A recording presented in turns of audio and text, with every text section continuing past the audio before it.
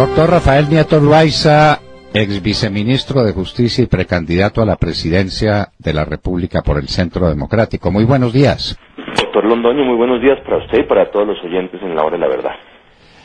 Doctor Nieto, usted ha recorrido el país en muchas direcciones, usted se ha reunido con mucha gente, le ha estrechado la mano a muchos colombianos, les ha dicho cuál sería su programa de gobierno y se ha nutrido con los puntos de vista que los colombianos tienen sobre la nación en estos difíciles momentos. ¿Cómo le toma usted el pulso a esa nación que está revisando tan profundamente en estos días de su campaña? Yo siento a la gente profundamente desanimada, con grandes preocupaciones sobre el rumbo de la economía. Los temas del desempleo y de la inflación los agobian. Está clarísimo que la reforma tributaria los castigó de manera muy fuerte. Hay que pensar, doctor Londoño, que la subida de 3 puntos del IVA del 16 al 19%, en realidad lo que supuso fue que para la gente más pobre y para la clase media, la carga tributaria se subiera de un día para otro en un 18%. Y eso lo siente la gente, evidentemente. Lo está percibiendo. Y esa es una preocupación constante. Del otro lado, hay también una preocupación creciente en temas de seguridad, en particular con lo que tiene que ver con el microtráfico y con un aumento de problemas de drogadicción entre los jóvenes, incluso en los municipios que uno pensaría más sanos y apartados del país. Ese problema del microtráfico es resultado de una producción de más de 900 toneladas de coca durante el año pasado, mucho más que nunca en nuestra historia, 3 veces más de lo que se alcanzó a conseguir durante la administración del presidente Uribe, donde la producción de coca alcanzó a bajar a 290 toneladas.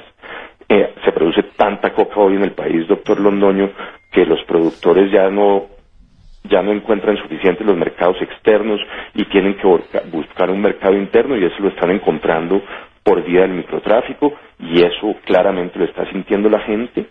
Y por supuesto hay otro tema que no deja de estar presente y que molesta a la gente, que es el trato desigual, la violación al principio de igualdad frente a la ley, de ver a los guerrilleros recibiendo privilegios y beneficios del Estado que los ciudadanos comunes y corrientes que nunca han delinquido no tienen. Eso también, por supuesto, genera una gran molestia entre la ciudadanía. Doctor Nieto, ese país entristecido y melancólico es el país que se aproxima además a una realidad siniestra. Usted aspira a ser presidente de la República y lo sería excelente, de eso no le cabe duda a millones de colombianos que lo conocen muy a fondo. Pero hoy tiene la noticia de que este gobierno le deja una carga de 126 billones de pesos a los gobiernos que vienen. Así, mal contados, a usted su gobierno le tocaría desembolsar 15 billones de pesos para las regiones más apartadas, es decir, para las regiones donde imperan las FARC. Esas erogaciones, eso no está en ningún presupuesto, eso no ha sido previsto por nadie, y no se sabe qué es lo que van a hacer en esas regiones apartadas, léase, regiones dominadas por las FARC, con la módica suma de 126 billones de pesos. Y eso solamente es noticia de ayer, y faltan datos de muchos municipios. Doctor Nieto, la carga económica y la carga política que este gobierno le va a dejar a los gobiernos futuros. ¿Qué tal, por ejemplo, las famosas erogaciones que quedan pendientes para los futuros presupuestos? Eso es si eso se suma al endeudamiento externo de la nación, pues no sé dónde vamos a parar. ¿Cuál es su visión como candidato a la presidencia de la República de estos pasivos que le deja el gobierno de Santos? Doctor Londoño, mire, esa es una preocupación de fondo y muy seria, y me parece que el país va a tener que hacer la reflexión muy pronto. Ojalá, además, de manera desaprensiva y no con la perspectiva del proceso electoral del 2018. La información que yo tengo no es que se esté raspando la olla, es que la olla se esfondó. Para que usted tenga un punto de comparación en relación con las cifras que usted está señalando, la reforma tributaria por IVA tiene más o menos un alcance de 8.1 billones de pesos. Cada punto de IVA da alguito más de 2.7 billones de pesos. 3 puntos son mal contados, 8.1, 8.2 billones de pesos. Eso es lo que el Estado recaudó con los 3 puntos del IVA, fundamentalmente. En las proyecciones que usted hace, eso significaría 15 reformas tributarias de 3 puntos de IVA para hacer esa cobertura mal contados de los 120 y tantos miles billones de pesos de los que estamos hablando. Yo francamente creo que ese ejercicio no puede hacerse de esa manera. Es decir, creo que el Estado colombiano no puede asumir esos compromisos. Yo creo que hay que decirlo con claridad. Nosotros le pedimos sistemáticamente antes del plebiscito al presidente Santos que nos dijera cuál era el costo de la implementación del acuerdo con las FARC. Se lo volvimos a repetir en las negociaciones después de que él no triunfó. Lo hemos dicho en otras ocasiones después de que nos hiciera conejo, que nos hiciera trampa, aplicando ese acuerdo que fue negado en las urnas. Ahora, hablar de esa cifra y no decir cuáles son las fuentes de financiación me parece que es claramente irresponsable. Yo creo que a la gente habría que decirle que por un lado, ya no hay más cupo de endeudamiento para la nación, el cupo está prácticamente cerrado, y por el otro, nos tendrían que meter, voy a usar una expresión un poco más dura, nos tendrían que clavar otra reforma tributaria para poder hacer la cobertura de esos compromisos. Y el país ciertamente no solamente no aguanta una reforma tributaria más para aumentar los impuestos, sino que requiere de una que los baje para devolverle capacidad de ahorro y capacidad de consumo a los colombianos y reactivar de alguna manera la economía. De manera que yo creo que es indispensable a estas alturas que la sociedad colombiana haga un debate a fondo sobre esos compromisos y sobre la necesidad de reevaluarlos, porque de ninguna manera pueden ser cumplidos. Simplemente no hay cómo. Simplemente no hay cómo. El tema de las vigencias futuras que yo le mencioné, le dije a usted con otras palabras, es un tema también monstruoso, porque nada más cómodo que eso. Uno no tiene con qué, pero dice, queda para vigencias futuras. Es decir, que los que vengan detrás, que barran, o queda todo barrido para ellos. ¿Se ha hecho un análisis de cuánto valen esas vigencias futuras y de dónde va a salir la plata para cubrirlas, doctor Nieto? No, esa reflexión no la hace el Ministerio de Hacienda. Lo que está haciendo el gobierno nacional es endeudar a los gobiernos que vienen. Insisto, ya no hay olla para raspar. Lo que hay es una olla esfondada. El problema viene para los que van a asumir a partir del 2018 para ver cómo empieza a encontrar unos recursos tratando de hacer la cobertura de las vigencias futuras que han comprometido en este. Pero además esa reflexión tiene que tener otra cara a la moneda, doctor Londoño.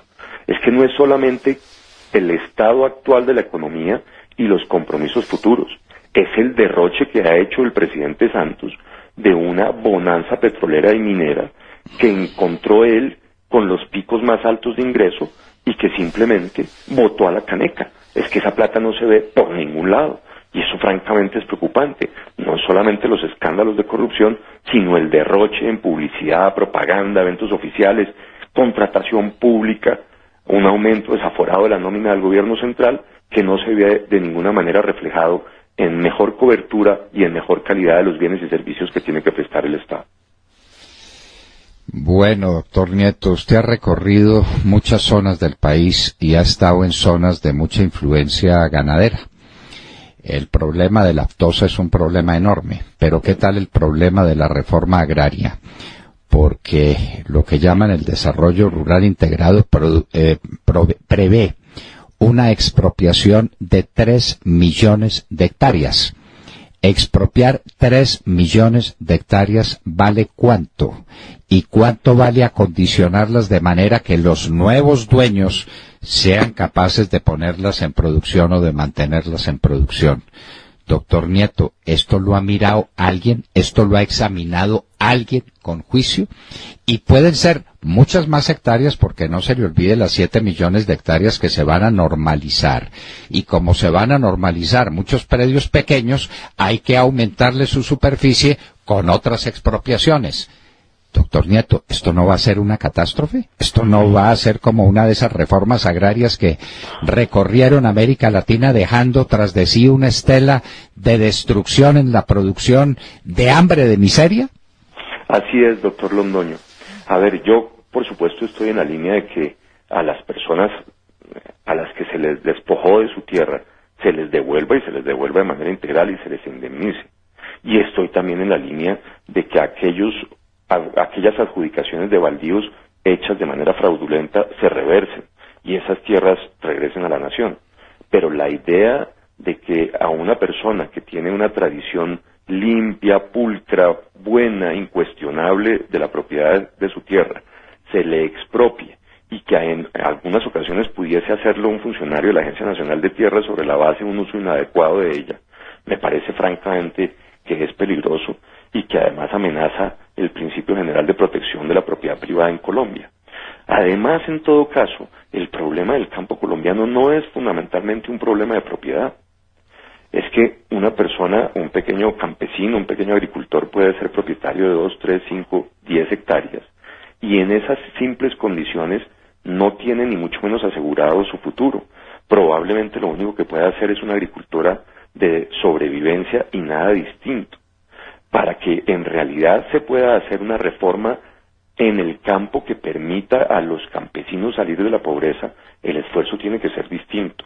El esfuerzo es crear vías terciarias para que tengan acceso a los mercados de manera rápida y no en las condiciones actuales en las que duran horas para llegar a ellos, a abrir centros de acopio de manera que no dependan de un único comprador en esos mercados a los que llegan después de tantas dificultades y tantas horas de camino, a abrir distritos de riego. Este es un país bendecido por múltiples ríos, riachuelos y afluentes, con una capacidad hídrica incomparable que está entre las más potentes del mundo, pero que en muchas zonas del país no puede ser aprovechada porque requiere distritos de riego.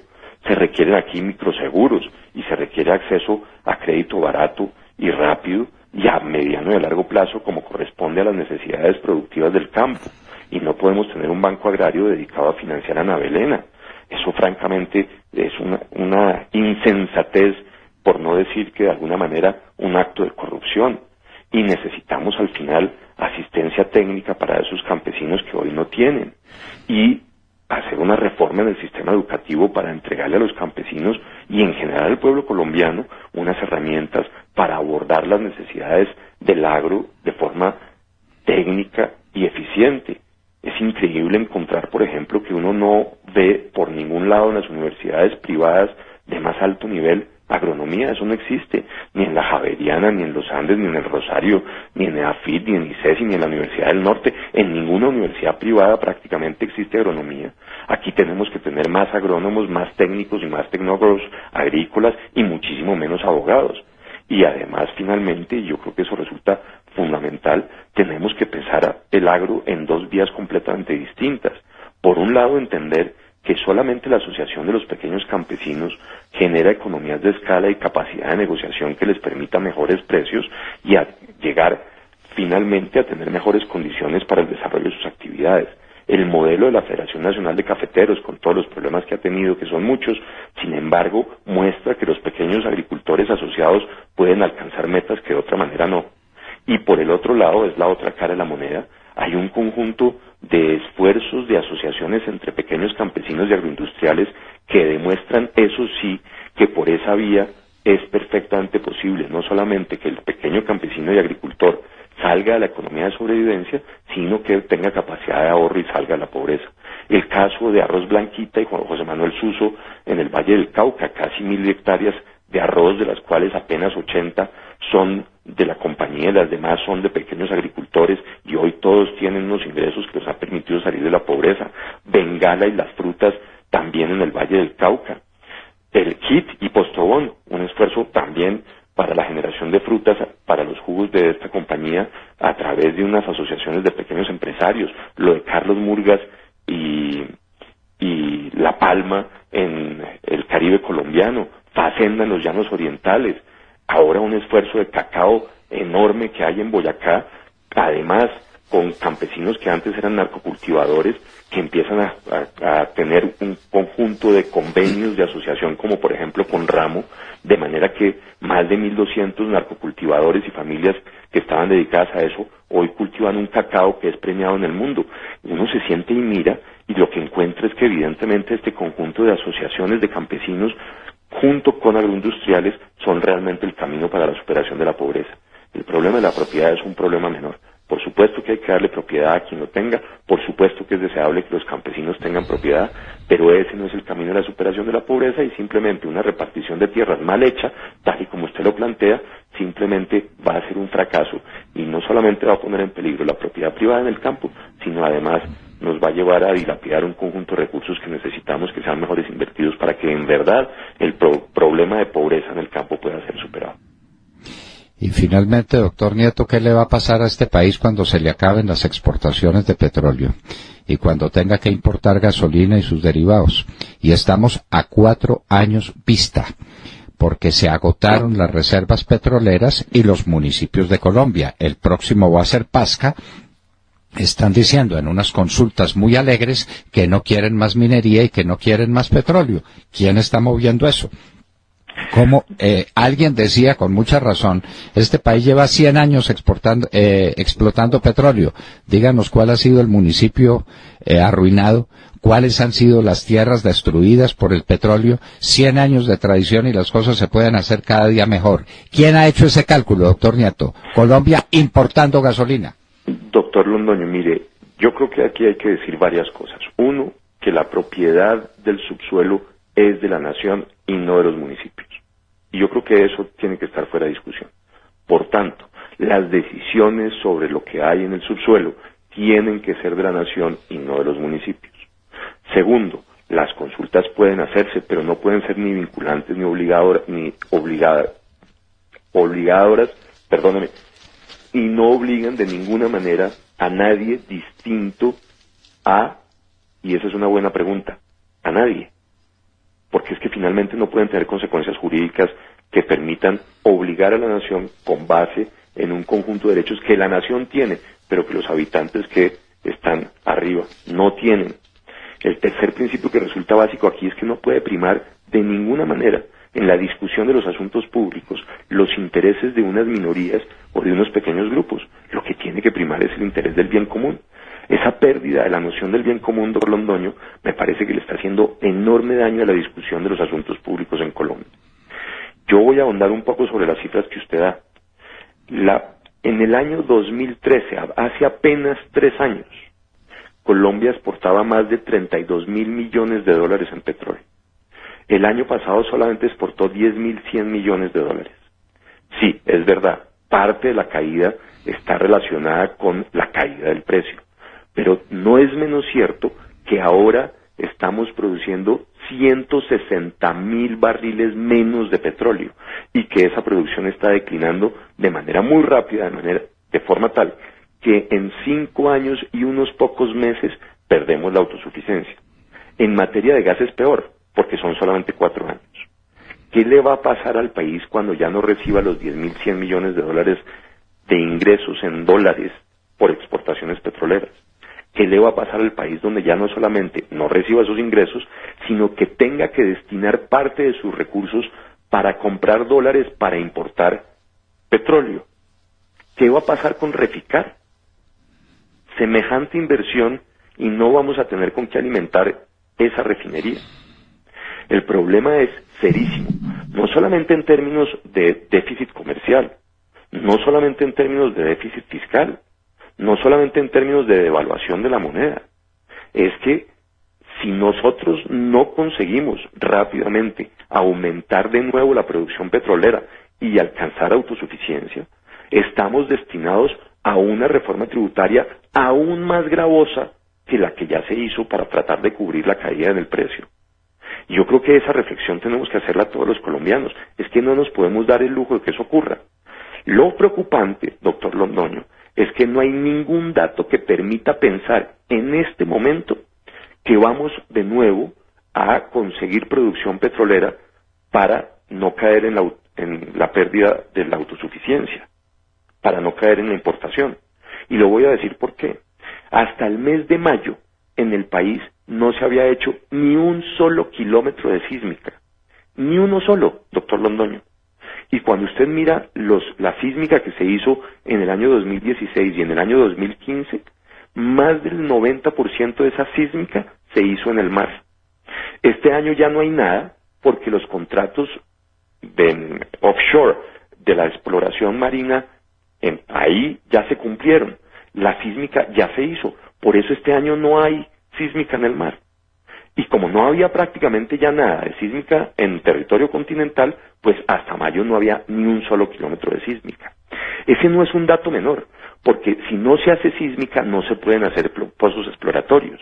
El paso previo a los pozos exploratorios es la sísmica. La sísmica es la que le dice a los expertos dónde debe hacer los pozos.